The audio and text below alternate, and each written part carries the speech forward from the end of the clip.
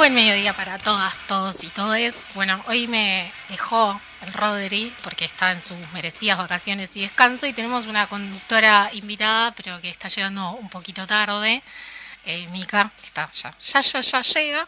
Y ya tenemos a nuestro invitado del día de hoy para la entrevista también acá. Bienvenido, Claudio. Gracias, Mari, ¿cómo va? Saludos a todas y todos.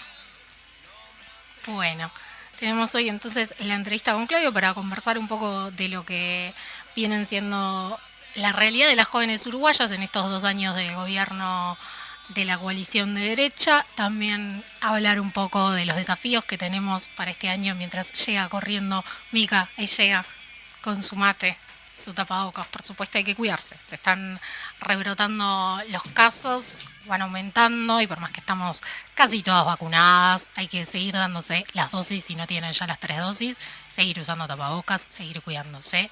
¿Cómo estás, Mica? Un poco muerta de calor, pero en breve ya soy yo de vuelta. Y bueno, ¿Ustedes bien? ¿Cómo andan? Bien, bien. Ahí tenés Bueno, agua fresca. Hay que tomar agua hay para que la tomar ola mucha de agüita, calor. ¿verdad?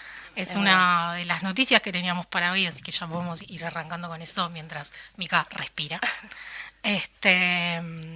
Dan, bueno, la ola de calor, según Metsul, hasta 50 grados se esperan para este mediado de enero.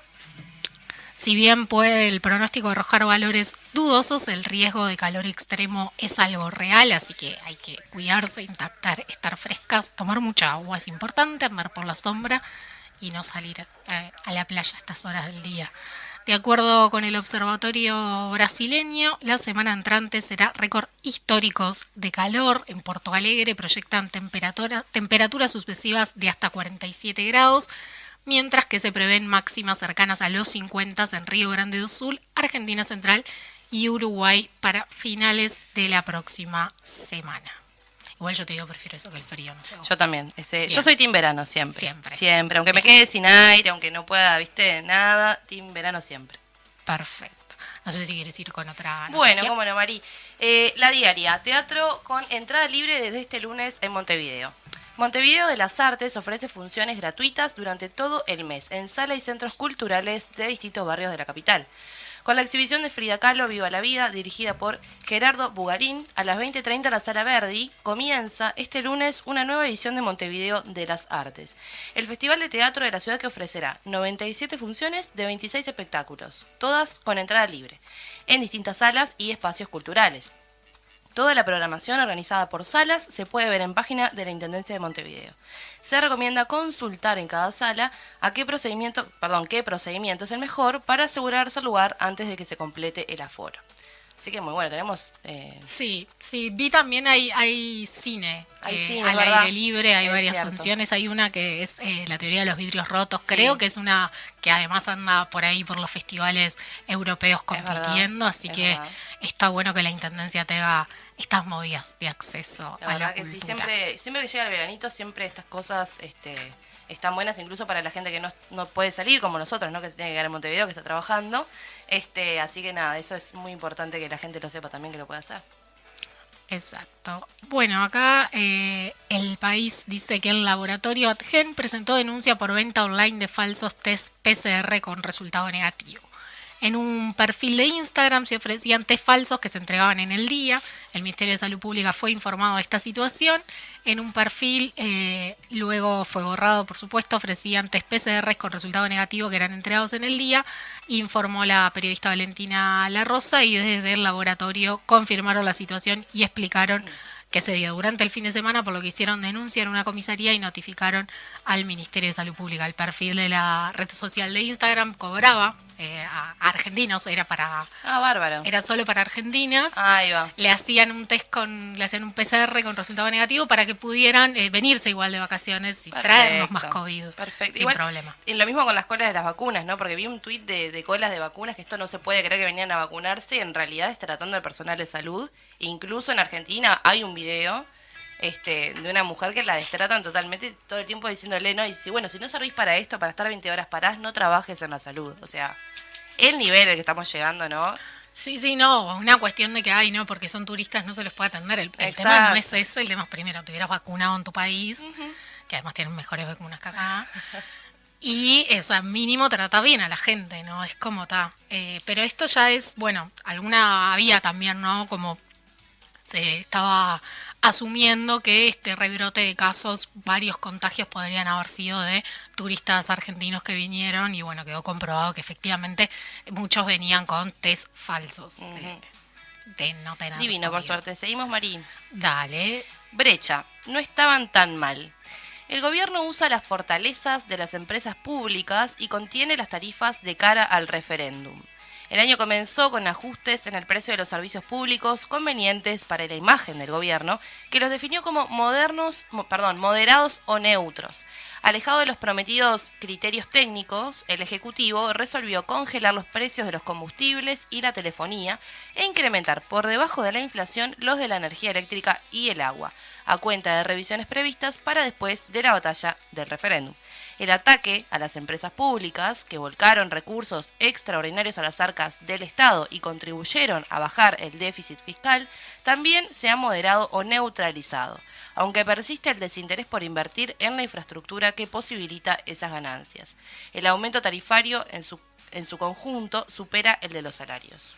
Bueno, acá por un lado, algo que este programa ya tuvo su columna de las cosas que el gobierno está dejando para después del referéndum. Es verdad.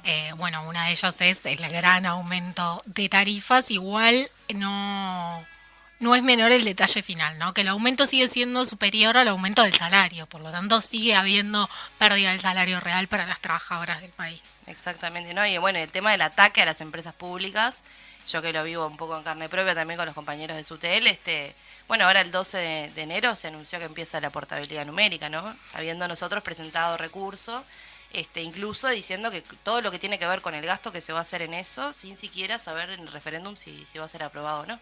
Sí, ¿y qué va a pasar después en realidad si logramos llegar Exacto. a anular los 135 artículos? ¿Qué va a pasar después? Con eso, es todo como una cuestión, pero bueno, también ahí eligiendo las batallas del gobierno, de qué manera intentar quedar bien posicionado para tener más fuerza de cara al referéndum, siempre en el... Siempre ahí, siempre buscándonos siempre buscándole a los trabajadores cómo perjudicarlos un poquito más, ¿no? Siempre va- su propio beneficio, no el de la mayoría de la gente. Más de lo mismo, un poco más de lo mismo. Bien, el observador titula que Bianchi dijo que el Poder Judicial está infiltrado y que por eso no hay más dirigentes del Frente Amplio en Cana. La senadora del Partido Nacional aseguró que el gobierno tiene que poner el acelerador sobre los mandos medios del Estado porque no responden al gobierno. Tercera en la línea de sucesión presidencial, Graciela Bianchi participó de un espacio de Twitter con militantes de la coalición en el que apuntó directamente contra el Frente Amplio, el Poder Judicial y reclamó pisar el acelerador en algunos cambios que permitan tener mayor control del Estado. Yo nunca quise tanto a Luis y a Beatriz como ahora. Es lo único que Sí, puedo a decir. mí me preocupa mucho la salud de ambos. Me preocupa muchísimo que estén los dos muy bien, es lo que voy a pedir, porque la verdad... Y bueno, no se puede decir más nada, ¿no? Bueno, sí, algunas cosas también ya hemos hablado Sí. en el programa del rol que juega Graciela en la coalición. Obviamente no es casualidad que sea siempre ella quien salga con este tipo de mensajes. Tampoco es casualidad que del lado de sus correligionarios haya silencio, ¿no? O sea, un silencio Por cómplice. supuesto. Usted puede ir, puede hablar, puede decir lo que quiera. Ella obviamente le habla a un sector de la población que se siente representada por estos discursos de odio y busca llegarle más a esa gente. Mientras que otros dirigentes del Partido Nacional quedan entonces como moderados, ella juega a es una loca suelta cuando en realidad no lo es también parte de la estrategia. Por supuesto. Tener elementos que profundizan en discursos de odio y en mentiras y en profundizar este Pero, tipo de... Aparte, o sea, siempre es lo mismo, o sea, siempre pasa algo, todos la atacan, porque incluso escuchás militantes del Partido Nacional decir no puede decir lo que dice, pero después en repercusiones políticas no hay ninguna. Entonces, a mí me vale más lo que tenga, la repercusión política que tenga, o sea, la consecuencia que tenga ante Claro. sus actos, que pueda decir yo si me cae bien o me cae peor, o me gusta más o me gusta menos lo que dice. Acá en realidad se debería aplicar algo, Sí, ¿no? más allá del amparo que tenga por los fueros y eso, se supone de que si lo que ella está diciendo no representa a su partido, no bueno. representa a la coalición, deberían salir dirigentes de la coalición a por lo menos marcar diferencia, marcar Deberían, bien distancia. dijiste, deberían. Deberían. No lo hace porque obviamente no sirve. No está sola, o sea, no es que ella sale sola, sino que es Por parte de supuesto. la estrategia. Muy bien, seguimos, Mari. Ovación. Diego Alonso ya muestra sus cartas. ¿Cómo y a qué va a jugar la selección uruguaya? Diego Alonso sigue trabajando de cara a su debut oficial como técnico de la selección uruguaya en las eliminatorias para el Mundial de Qatar 2022. Y pensando en ese encuentro en Asunción, el entrenador dio varias pistas acerca de lo que pretende para su equipo. Por otra parte, Diego Alonso contó que pretende del equipo uruguayo a la hora de salir a la cancha y dijo lo siguiente: en primer lugar, mis equipos tienen una característica y voy a intentar que se mantenga en cuanto a lo que es la parte defensiva de proponer la presión, y eso lleva trabajo y tiempo. Pero me gusta dominar los partidos a través de la presión, más arriba o más abajo en la cancha, pero me gusta partir desde ahí. Y con pelota ser agresivo, combinativo y poner la máxima cantidad de gente en el ataque. Me gusta ser el equipo más defensivo cuando no tenemos la pelota y el más ofensivo cuando la tenemos.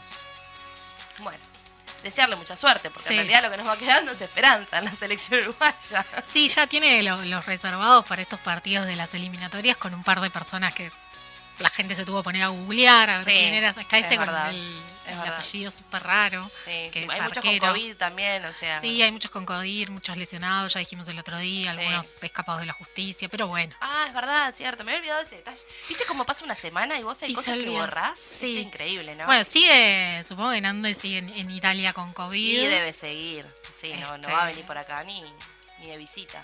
Igual hizo una contrademanda por difamación, Sí, Classic. Sí.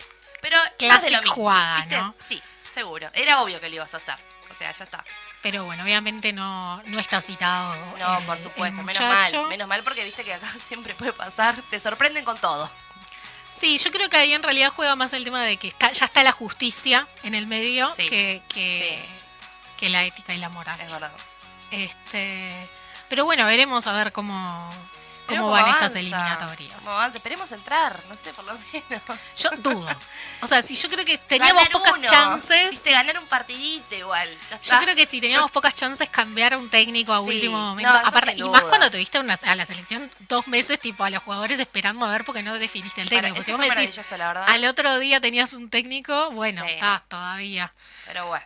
¿Cómo se sentirá igual Alonso con esto de que es la muchacha que limpia en la analogía? Yo pienso que es mucha presión también para él, ¿no? O sea, más allá de todo, las circunstancias. No, sí, obvio. A quién está supliendo, o sea, porque está todo bien, pero está supliendo más. Sí. Pero bueno, vamos a ver cómo le va. Bien, Carolina Cose dijo: cambiamos absolutamente la forma de gerenciar la recolección. La intendenta de Montevideo mencionó el trabajo en base a evidencia como factor clave del éxito del operativo en limpieza en las fiestas y anunció la creación de un centro de gestión de limpieza urbana para este 2022. Los contenedores desbordados, las cajas y plásticos acumulados a su lado fueron en años anteriores partes del paisaje habitual de Montevideo en época de fiestas. Este fue la excepción. En entrevista con La Diaria expresó su sorpresa por la negativa de la oposición en el departamento a aprobar el préstamo del Banco Interamericano de Desarrollo, el BID, para saneamiento y limpieza, y estimó que es una forma de hacer política que no es propia de Uruguay. La verdad, yo fui una de las que hizo la prueba. Mi contenedor de mi casa estaba desbordado. Me pasaron el celular, mandé un mensajito. A las 2 horas posta había gente juntando todo. Pero aparte es como que no sabes qué pasa en las fiestas, que la gente saca cosas que nunca en su vida sacó al contenedor. Ponele, había colchón, había de todo, pero que no hay nunca normalmente en realidad, tanto afuera, ¿no? No, pero es que además hay cosas que en la intendencia también tiene un número cuando vos haces mudanza. Exacto. Y hay cosas con las que no te podés quedar, podés mandar y llamás, la intendencia te dan un teléfono, te dan un número de referencia. La intendencia va y lo levanta. Sí.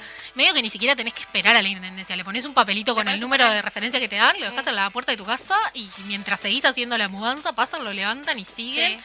Pero la gente igual prefiere ir y tirar las cosas en el contenedor. Exacto. No, lo del BID es sin duda una jugada bastante nefasta por parte de la coalición, ¿no? Ellos dicen que que quieren usar más dinero para saneamiento y para llegar a otros barrios. La intendencia le dijo que el saneamiento en esos barrios se va a hacer con propio presupuesto de la intendencia. Siguen sin querer aprobar el préstamo del BID, que se va a usar un gran porcentaje para lo que es limpieza, no solo limpieza de contenedores y demás, sino limpieza ambiental, lo que implica también limpiar muchos arroyos, muchas cuencas de agua, generar también toda una cuestión ahí pero igual, la coalición... Y el tema es el doble discurso también, y bueno, que están adentro de la Intendencia haciendo lo imposible para que las cosas no salgan, evidentemente, ¿no?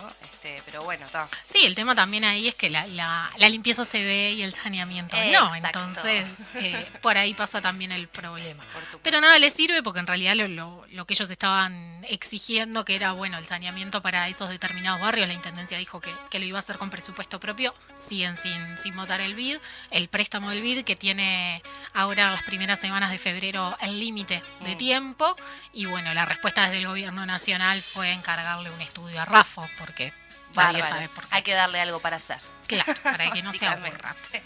Bueno, Mari, vamos con la última. Caras y caretas, Rocha, la Intendencia no apoya el carnaval y las murgas protestan. El director de Cultura de la Intendencia de Rocha, Carlos Machado, informó en Difusora Rochense que no habrá tablados municipales en 2022. Se realizarán 6 desfiles en distintos puntos del departamento. Las murgas no podrán presentar sus espectáculos en un escenario. En cambio, serán evaluadas en el desfile igual que las comparsas.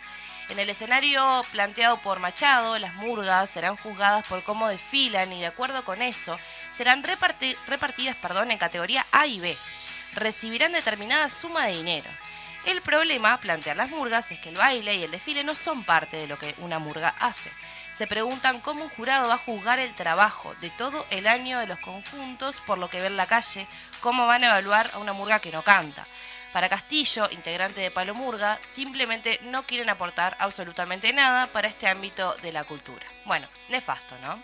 Bueno, el ataque al carnaval y principalmente a las murgas A las ya murgas. viene desde antes de que asumieran, ¿no? Ese último Sí. carnaval de febrero del 2020, prepandemia, ya había sido bastante atacado. También fueron atacadas las pruebas de admisión de este año a nivel nacional y bueno, ya en Rocha llegan a otro nivel, porque además el desfile justamente es algo que a las murgas mucho no les gusta porque No tiene que ver, o sea, no es que lo dejen de hacer, porque obviamente desfilen, pero no está centrado en lo que hace el espectáculo de la murga. La murga va y canta y hace una crítica social, y hace una crítica cultural, y hace una crítica política, o sea, eso es la murga, es la esencia de la murga. claro, Básicamente no callarla. tienen un espectáculo para un desfile. No, tienen- claramente que no. O sea, mismo en el desfile inaugural de carnaval, la murga como que hace lo que puede, te canta un poquitito, pero no es donde se luce en realidad. O sea, el lucirse de la murga está arriba del tablado y le sacan justamente las voces de la crítica, ¿no?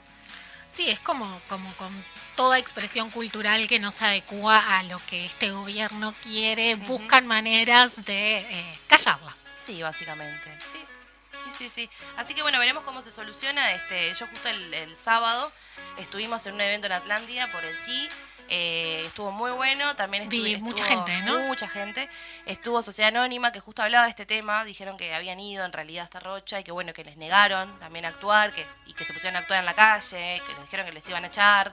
Y bueno, y medio que sabemos cómo es Carlitos Barceló, que alegando en realidad de que iban a hacer todo lo posible para solucionar esto, para que las murgas de Rocha y todos los que quieran hacer un espectáculo en Rocha tengan la posibilidad de hacerlo. Así que veremos cómo sigue todo este tema. Bueno, y volvemos y tenemos ya lo presentamos hoy, a Claudio Arbezún, secretario general de la UJC, para conversar un poco sobre cómo estamos viviendo las jóvenes este gobierno de derecha y cuáles son las perspectivas que tenemos. ¿Cómo estás, Claudio? Bien, acá, preparándome para la ola de calor, que parece que lo peor está por venir. Sí, vos sos más team invierno, ¿no? Absolutamente. No, Claudia, no, Team Invierno, no, viste. Es lo que hay. Bueno, se canceló la entrevista. Que seguimos con otra cosa, no, pobre. No, bueno, venimos ya casi 2 años de gobierno multicolor, después de 15 años de gobierno frente amplista, se está sintiendo muy fuerte el cambio en la política nacional y las jóvenes sin duda también, ¿no? Como un sector poblacional al que nos ha impactado este gobierno Sin duda. neoliberal. ¿Cómo... Capaz, contanos un poco cuáles son los principales puntos en los que las jóvenes nos hemos visto afectadas? Bien, bueno, primero que nada, de nuevo gracias a las dos y bueno, al espacio por la invitación.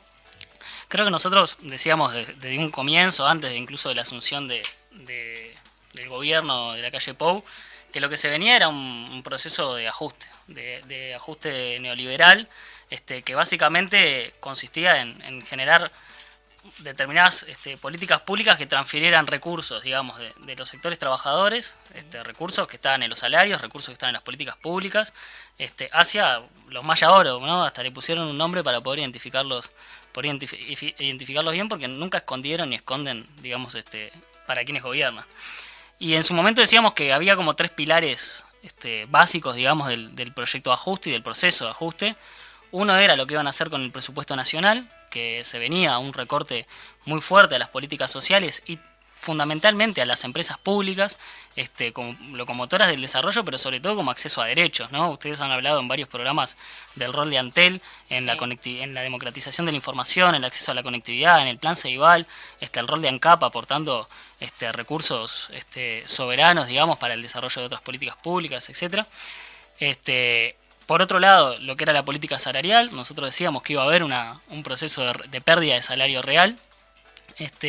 Y por otro lado, lo que iba a ser la ley de urgente consideración, que para nosotros iba a ser un conjunto de reformas jurídicas que dieran el soporte institucional para que el ajuste se pudiera hacer. Y ahí había varios mecanismos que tienen que ver con la concentración del poder y un conjunto de espacios estatales donde había participación social para tomar las decisiones, como en la educación, como en determinados entes autónomos y desconcentrados. La LUC suprime la representación social.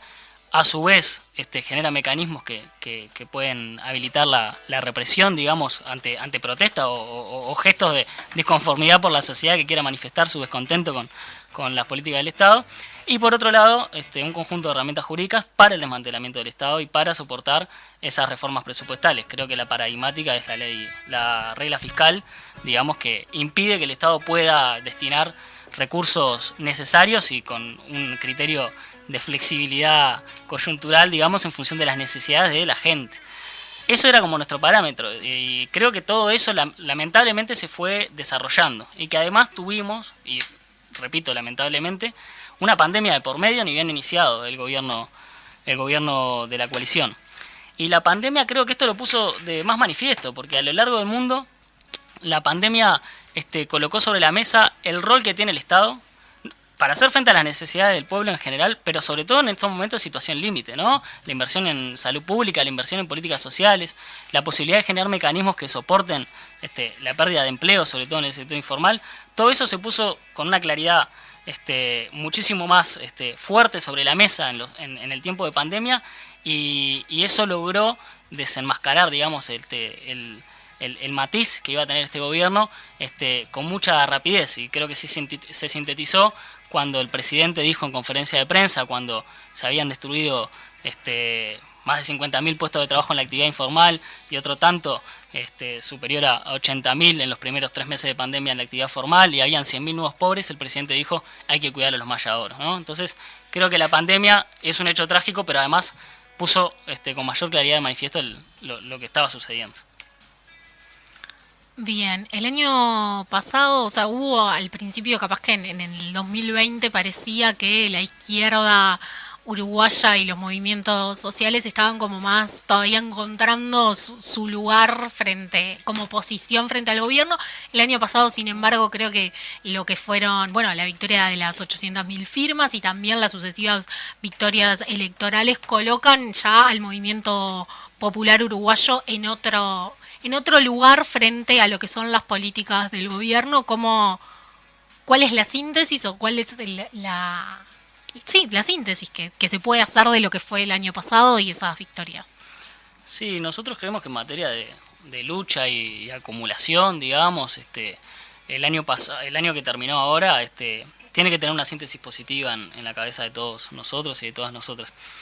Es verdad que nosotros empezamos un año que venía de la derrota electoral, ¿no? Que tenía que ver con un proyecto político que es el proyecto del Frente Amplio, que es el proyecto genuinamente popular en nuestro país y alternativo, pero que luego de 15 años de gobierno se comenzó a distanciar, digamos, de las organizaciones sociales, comenzó a haber límites dentro del escenario económico y institucional que estaba dado para hacer frente a las necesidades de la gente, un escenario de deterioro económico.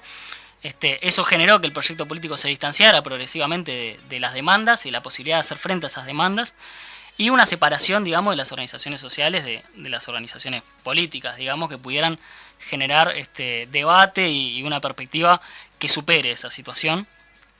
Y creo que el año pasado ese escenario se comenzó a revertir en el medio de la necesidad de desplegar la solidaridad en ollas populares, porque había un montón de vecinos y vecinas que no podían comer, en el medio de apoyar a los gurises y gurisas que veían dificultado la permanencia en sus lugares de estudio, porque no estaba la presencialidad y el quedate en casa es muy romántico, pero no se expresa de igual manera en todos y en todas.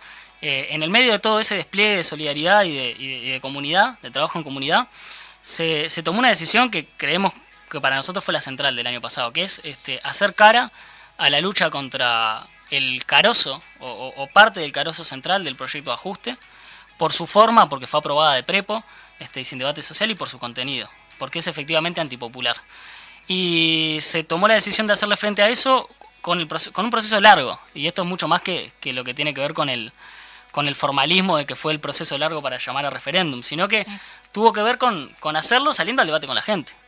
Porque los 135 artículos de la LUC, por los que nosotros juntamos firmas, tuiteaban un día sí otro también que no íbamos a llegar y que estábamos desesperados porque no íbamos a llegar, no son malos para el Frente Amplio, no son malos para el PCNT y los militantes sindicales, no son malos para la FEU, para el movimiento estudiantil, son malos para el pueblo uruguayo.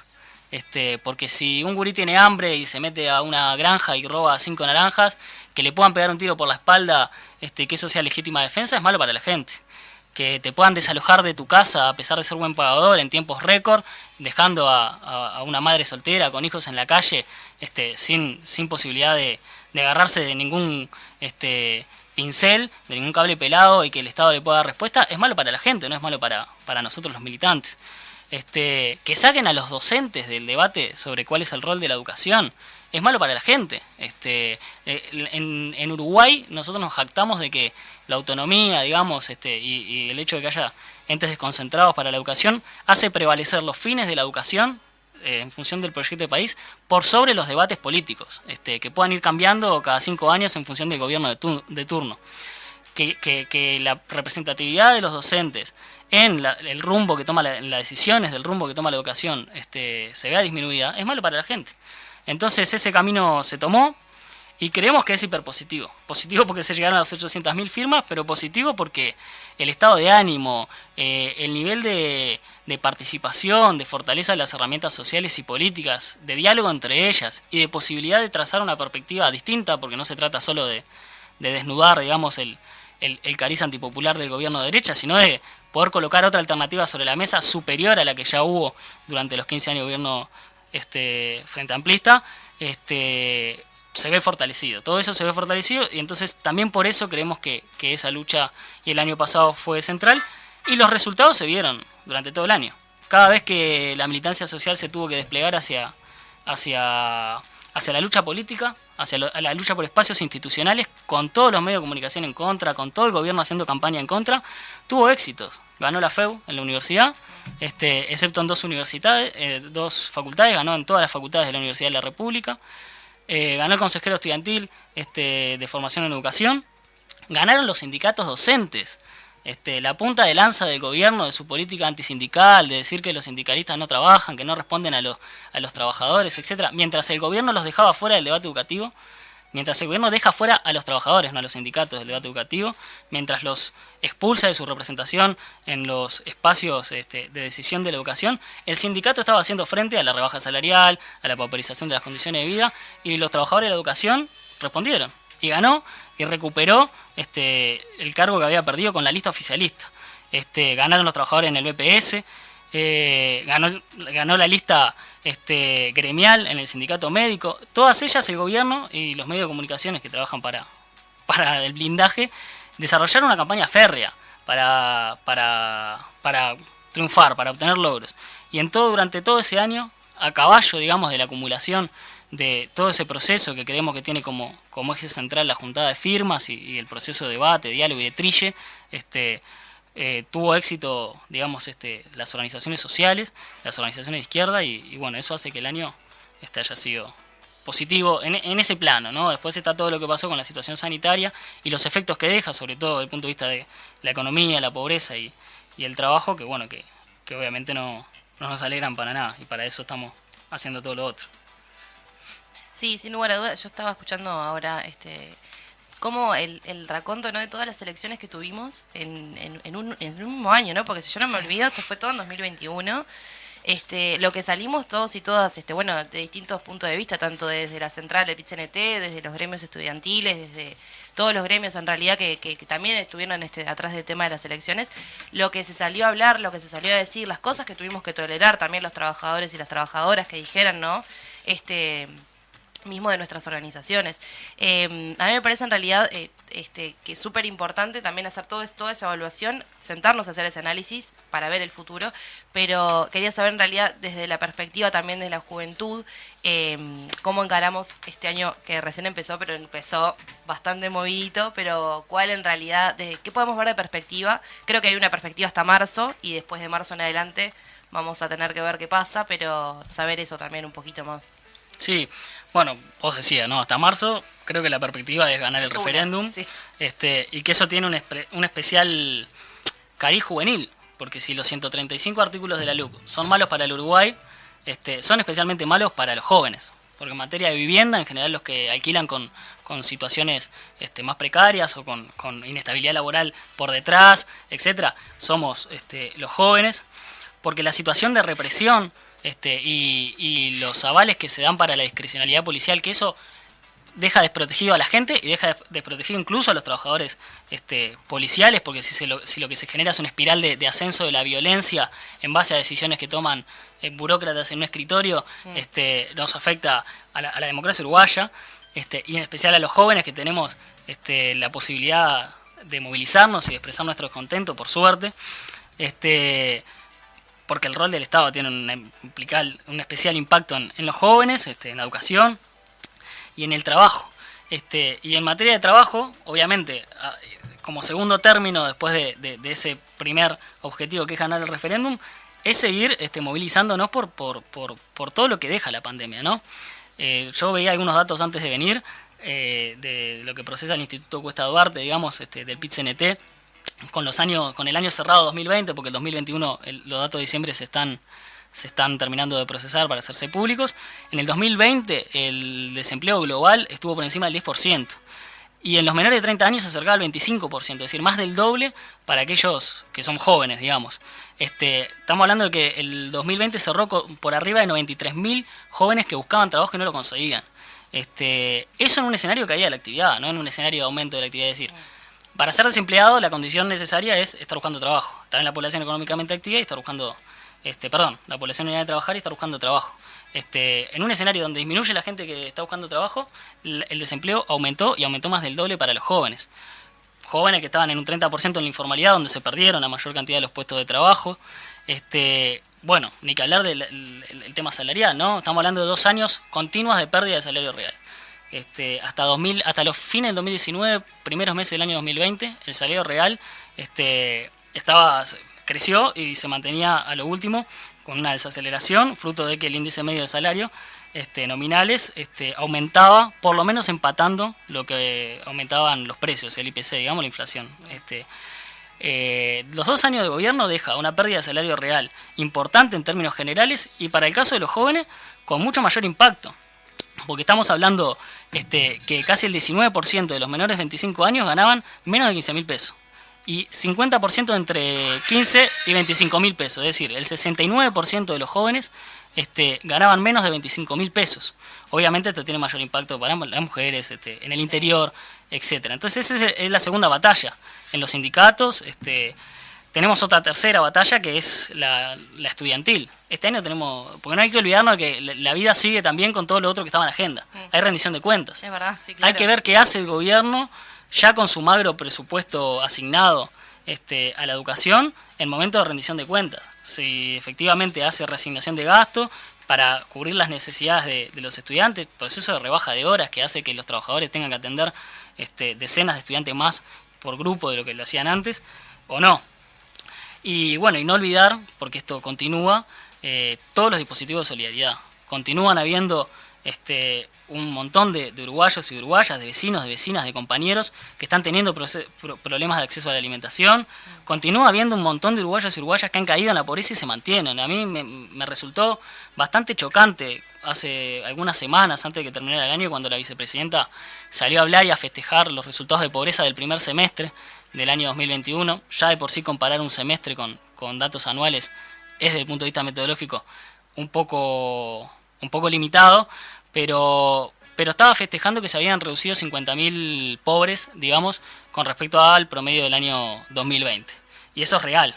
Es real que ante una situación, un suceso extraordinario desde el punto de vista histórico, se registra un valor extremo, 100.000 nuevos pobres. Ahora, el primer semestre del año 2021 cerró con 50.000 pobres más que en el año 2019. Sí, casi un estadio centenario más de pobres, y que si los 50.000 que redujeron de los 100.000 son exclusivamente las políticas del Estado por la pandemia, significa que esos 50.000 que aún quedan son exclusiva responsabilidad del gobierno, ¿no? Exacto. Por lo menos en esos términos lo puso la vicepresidenta.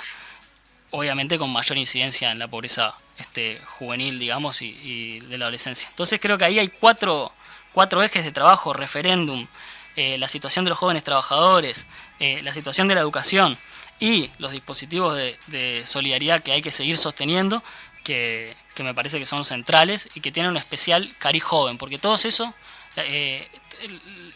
la población vulnerable en nuestro país tiene históricamente cara de joven. Bueno, hay para entretenerse para rato, ¿no? O sea, sí. El año no se va a terminar el 27 de marzo. Y aparte lo que tenemos es que, viste, siempre, o sea, más allá de todo, bueno, que ahora la tarea fundamental, creo que lo que tenemos todos como objetivo, me parece, todos y todas, es el referéndum. Siempre tenemos la lucha de seguir, por lo menos, defendiendo a los trabajadores, a las trabajadoras. Bueno, ahora todo el tema de la pobreza, que creo que Claudio lo explicaba muy bien, me parece que en realidad es un sin descanso continuo, como ya estamos acostumbrados y acostumbradas, ¿no? Yo creo que igualmente me pasa a mí, por ejemplo, es la primera vez en realidad militando que me pasa, estar militando con un gobierno de derecha. Entonces creo que todos y todas de esta experiencia, no sé si están todos en la misma que yo, o si ya alguno... Sí, ¿no? Está. Son más jóvenes que yo, seguro. Yo creo que soy más chico de todos. Ahí va.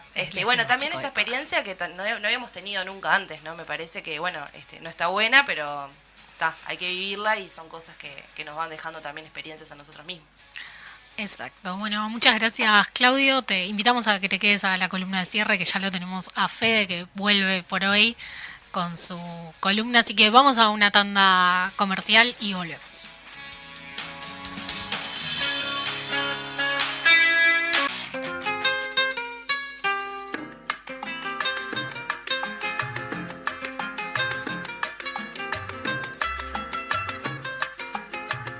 Aquí pensaban seguir ganando el 100% con casas de apartamentos y echar al pueblo a sufrir y seguir de modo cruel contra el pueblo conspirando para seguirlo explotando, y en eso llegó Fidel. Y se acabó la diversión, llegó el comandante y mandó a parar. Se acabó la diversión, llegó el comandante y mandó a parar. Bueno, volvemos y tenemos a Fede de vuelta en estudios. ¿Cómo estás, Fede, después que nos abandonaste? Hola, buenas, buen mediodía para todos y todas. ¿Cómo están? Es un gusto volver a ver a mi hijo acá, que es el programa. Y bueno, hoy con Mica. ¿Cómo estás, Mica? ¿Cómo estás? ¿Cómo están? ¿Ya la vendieron? No, por el momento no, estamos esperando ahora el 12 a ver si sale la portabilidad. Perfecto, yo me voy a pasar a Claro, te digo. Bárbaro. Porque con el servicio que está prestando este gobierno, viste, es lo que tiene. Confío más en Carlos Slim. Es lo que tiene ahora, sí. No, mentira. Pásense ante él. Pásense ante él. Venga. Bueno. Hoy vamos a hablar de empresas públicas. Hoy vamos a... Bueno, vámonos. El Fede se preparó una columna. Pobre, mandó un mensaje diciendo que estaba escuchando el programa el lunes pasado y ya lo clavamos a hacer una columna. Sí. Muy bien. Así que bueno, nos va a estar hablando... Yo me perdí. O sea, sé que el tema general es como la Revolución Cubana, pero es muy amplio. Entonces no recuerdo, o sea, me perdí bien a qué lo bajaste. Es tan amplio que el sábado se cumplieron 63 años de la entrada de Fidel en La Habana, así que se habrá para hablar de la Revolución Cubana, ¿no? Bueno, la idea es hablar de los primeros años de la revolución, años en el que, por ejemplo, el Che todavía estaba en el gobierno.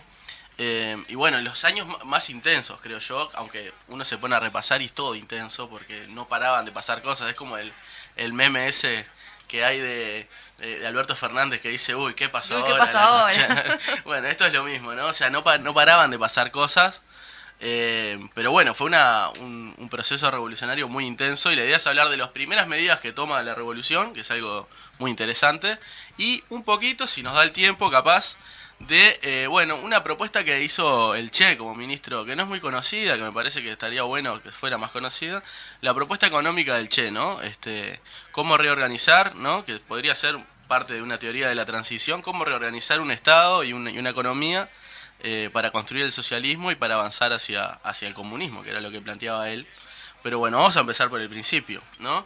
El principio es que el 1 de enero, luego de tomarse varios litros de champagne y comer algunos canapés, Fulgencio Batista se toma el palo. Escena que está muy bien relatada en El Padrino, si pueden. Sí, la vi hace poquito de vuelta y dije, mirá qué bueno. Es una gran parte. El Padrino 2. En la que además muestran como muy heroica a los revolucionarios. Sí, de hecho, Michael Corleone le dice. Vámonos, que acá esto está re loco. Van a ganar. Había uno que explotó, aparte está bueno porque lo explota en el taxi, le grita viva Fidel, viva la revolución, y dice, explotó por sus ideas. Le dice, claro, o sea, van a ganar porque están dispuestos a morir. Bueno, Batista, miren El Padrino. Huye Batista, ¿no? Es una de las etapas de un periódico del momento. Y bueno, y comienza una etapa muy compleja, sin duda, de la revolución y de muchas determinaciones políticas para lo que sería el futuro de la revolución, en función de que, había que organizar un Estado. Fidel llega a un hotel, ¿no? El hotel en La Habana Libre, que era el Hotel Hilton, creo, o Sheraton, una de las cadenas hoteleras más importantes, que bueno, fue nacionalizado, por supuesto, al igual que casi todo, ahora vamos a ver, y llega a un hotel, ¿no? A reorganizar un Estado donde era una dictadura sangrienta que había sido vencida desde el punto de vista militar, pero sobre todo político, ¿no? Hay que tener en cuenta que las fuerzas revolucionarias eran 10 veces menos que el ejército de Batista, pero Fidel siempre hizo hincapié en lo moral, ¿no? O sea, cuando se tomaban prisioneros no se los ejecutaba, por ejemplo. Es una de las cosas que Fidel había tomado como determinación y también el Che, porque decían que, lo que había que hacer era ganarle moralmente al ejército, ¿no?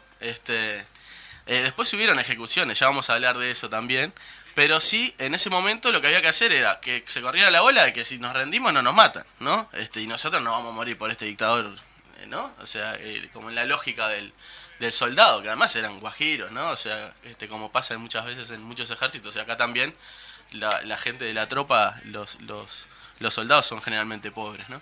Bueno, triunfa la revolución y, hay que instalar un gobierno. ¿Qué se hace primero? Bueno, entre el 26 de julio, que era el movimiento revolucionario, que no solo era el ejército rebelde, sino que había movimiento 26 de julio en el Llano, que participó también en la organización de una huelga general. O sea, la revolución no solo triunfa por las acciones guerrilleras, sino que triunfa con una concepción de todo el pueblo y de un pueblo ya opuesto totalmente a esa dictadura y movilizado, ¿no? Y bueno, triunfa la revolución. Lo primero que se hace es nombrar a Manuel Urrutia como presidente provisional del gobierno. Eso es el 2 de enero asume, y el 5 de enero asume Miró Cardona, que es también un liberal, como primer ministro. Fidel, cuando llega a La Habana el 8 de enero, ya había llegado otras columnas, entre ellas la de Camilo Cienfuegos y la del Che. Fidel hace toda la caravana de Santiago a La Habana. Lo que hace es ser comandante y jefe de las Fuerzas Armadas Revolucionarias, que lo que hace es integrar un proceso muy intenso. Por eso la intensidad también de lo que va pasando, ¿no? O sea, pasan demasiadas cosas en muy poco tiempo, ¿no? Fidel lo que hace es integrar a las Fuerzas Armadas regulares, al ejército de Cuba, con las Fuerzas Armadas Revolucionarias y tratar de, tomar cada uno de los... Porque triunfo la revolución políticamente. Pero había que tomar cada guarnición militar y que los jefes militares se rindieran ante los rebeldes. O sea, no era una cosa de, triunfó y ya está. Sí. O sea, el poder seguía siendo disputado absolutamente, más que en un vacío de poder, ¿no? Bueno, se nombran a estos liberales como presidente y primer ministro, se conforma un gabinete en el cual está el Che, no al principio de todo, pero sí se incorpora después. Y está Osvaldo Orticós, que fue presidente después, y ahora vamos a ir a eso. Bueno, las primeras medidas de la revolución, la primera medida de todas, tiene que ver con los juicios revolucionarios y con ahora sí, la ejecución de aquellos altos oficiales y también personal subalterno, pero sobre todo de altos oficiales que hubieran estado inmiscuidos en actos de corrupción o de torturas o violación de derechos humanos. Y recordemos que veníamos de acciones como la del 26 de julio del asalto al Moncada, donde se torturó salvajemente a los insurrectos, digamos. Bueno, eso fue la primera medida. Después, en mayo se crea el Instituto Nacional de Reforma Agraria. Fidel seguía sin estar en el gabinete, en el gobierno, pero ¿quién preside el Instituto Nacional de Reforma Agraria? Fidel Castro. Bueno, ahí se empieza a consolidar el poder real económico de la revolución. Fidel crea en ese Instituto Nacional de Reforma Agraria un departamento de industrialización. O sea, ya, como tenía pocas atribuciones el instituto, crea un departamento de industrialización dirigido por el Che, que después se convierte en el Ministerio de Industrias, en donde, bueno, se empieza a desarrollar una política económica de socialización de los medios de producción, básicamente. El principio de una gran reforma agraria, donde se confiscan incluso propiedades de la familia de Fidel, que era un latifundista del padre, y comienza una reforma agraria muy intensa, seguramente de las más radicales de la historia del continente, ¿no? Han habido reformas agrarias en el continente, pero esta fue seguramente la más radical. Bueno, ahí empieza la reforma agraria, que fue la primera medida de confiscación de tierras, de confiscación de propiedades en realidad del gobierno, que va a seguir en el año 60 con la nacionalización de todos los bancos norteamericanos y las empresas extranjeras. Lo otro que se toma como medida, que lo toma Urrutia incluso antes de la llegada de Fidel, es el cierre de todos los casinos y los prostíbulos, ¿no? Que era como lo que se decía que La Habana era como el patio trasero de la joda de los norteamericanos ricos. Y se acaba con la mafia, una medida que no es tan conocida, que, como sabemos, muchas veces las mafias actúan en función de los vacíos legales, las formalidades de los estados, ¿no? De cómo, ahí no hubo ningún tipo de formalidad. Se fue a la casa de los principales mafiosos y se los detuvo. Muchos fueron para Estados Unidos porque a Fidel se le ocurrió la brillante idea de mandarlos a Miami para que no estén adentro de Cuba. Y bueno, también se acaba con la mafia. Hay un artículo muy bueno en internet que habla de que fue el desmantelamiento de una mafia más rápido de la historia, ¿no? Claro. O sea, se desmanteló la mafia, ahí se terminó. O sea, no hay ninguna formalidad que cumplir porque era un gobierno insurreccional, ¿no? Bueno, bien, el 17 de julio un líder sindical azucarero le pide la renuncia al presidente Urrutia, porque Urrutia estaba en contra de todo esto, porque era un liberal, ¿verdad? Y Fidel, en solidaridad con Urrutia, renuncia al cargo de primer ministro que ya había tenido hace unos meses, porque Miró Cardona duró poco, también terminó entrando en la invasión de cochinos, terminó en Estados Unidos. Bueno, renuncia Urrutia y Fidel dice, yo también renuncio. ¿Cómo van a pedirle la renuncia al presidente? Porque Fidel era un gran político, ¿no? Sí, no estoy supuesto. descubriendo nada. Y en eso se genera una gran movilización para exigir que Fidel vuelva a ser primer ministro. Y bueno, en un acto público Fidel acepta a los pocos días volver a ser primer ministro y ahí avanza con mucha más fuerza la revolución y ahí se nombra Osvaldo Orticós, cubano que había sido miembro del Partido Comunista, que fue presidente del Colegio de Abogados y fue un opositor a la dictadura de Batista, como presidente, que va a ser hasta 1976, donde se proclama una nueva constitución y el cargo ese queda abolido y Fidel pasa a ser el presidente del Consejo de Estado, ¿no? Bueno, todo esto pasó en 1959. También todo esto en un año. Todo esto en un año. También en 1959 pasa que Camilo Cienfuegos va a arrestar a Hugo Matos en un viaje de avión y bueno, cuando vuelve el avión desaparece y bueno, está desaparecido hasta hoy. La muerte de Camilo fue en el mismo 59, o sea, Camilo que era un guajiro, ¿no? Que era un comandante del ejército rebelde que tenía solo 27 años, desaparece ese mismo año, ¿no? Para que vean la intensidad de lo que va sucediendo. Bien, en el mayo del 60 se restablecen las relaciones diplomáticas con la Unión Soviética. Ahí hay una persona muy relevante, que es Carlos Rafael Rodríguez, que es el que va a discutir el modelo económico después con el Che, que por lo que veo no me va a dar mucho el tiempo, pero bueno, podemos Queda para una segunda parte. Podemos seguirla en otro momento.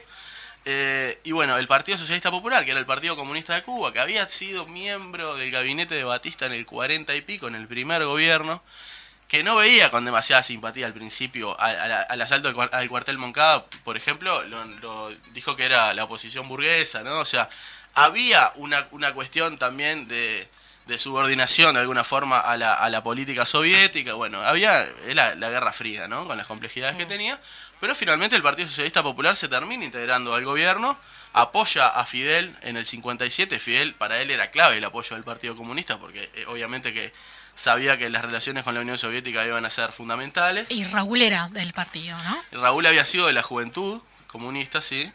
Y bueno, en el 57 en la Sierra Maestra firman un acuerdo con Blas Roca, el secretario general, y el partido se integra a la revolución y es parte fundante de las organizaciones revolucionarias integradas, que es el Directorio Revolucionario, una organización estudiantil de los estudiantes contra la dictadura, el 26 de julio en el Llano y en la Sierra, y el Partido Comunista.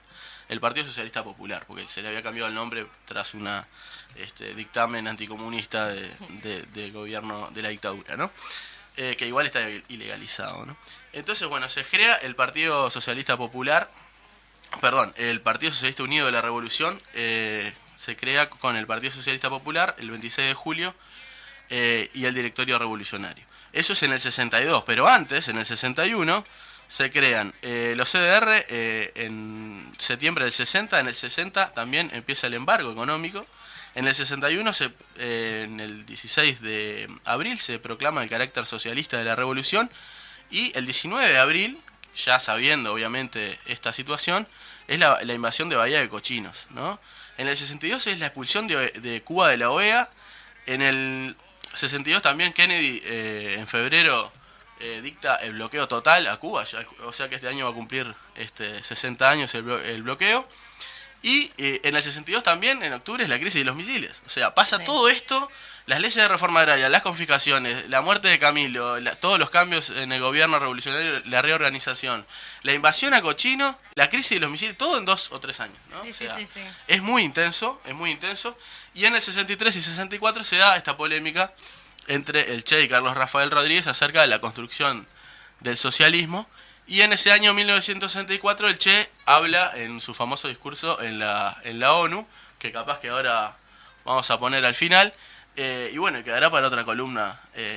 Las medidas económicas. Las medidas económicas, porque no nos dio el tiempo. Pero bueno, era la idea. Igual podés contar ahora la anécdota de cómo es que el Che termina siendo ministro. Bueno, hay una anécdota que le ha contado Fidel que piden a alguien para el Banco Nacional, porque en el medio fue presidente, porque era todo digamos, hay que tener en cuenta lo que era un gobierno de insurrección, o sea, era todo un caos, o sea, era la gente, incluso las ejecuciones se hacen porque la barra había empezado a ejecutar gente por las de ellos. Hijo de puta, iban ahí armados, o sea, entonces había que generar estabilidad, que eso era lo primero que Fidel intenta, y bueno, necesitaba a alguien de confianza para el Banco Nacional.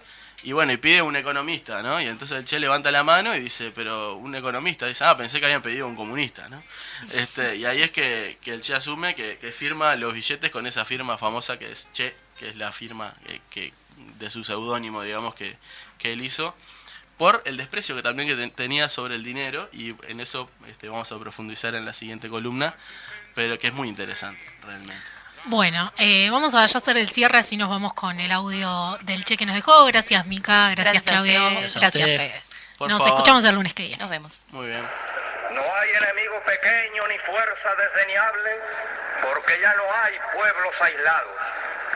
Como establece la segunda declaración de La Habana, ningún pueblo de América Latina es débil, porque forma parte de una familia de 200 millones de hermanos que padecen las mismas miserias, albergan los mismos sentimientos, tienen el mismo enemigo, sueñan todos un mismo mejor destino y cuentan con la solidaridad de todos los hombres y mujeres honrados del mundo. Esta epopeya que tenemos delante la van a escribir las masas hambrientas de indios, de campesinos sin tierras, de obreros explotados. La van a escribir las masas progresistas, los intelectuales honestos y brillantes que tanto abundan en nuestras sufridas tierras de América Latina. Lucha de masas y de ideas.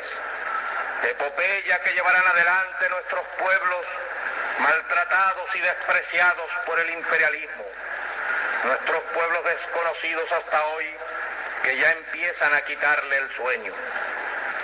Nos consideraba rebaño impotente y sumiso y ya se empieza a asustar de ese rebaño. Rebaño gigante de 200 millones de latinoamericanos en los que advierte ya a sus sepultureros el capital monopolista yanqui.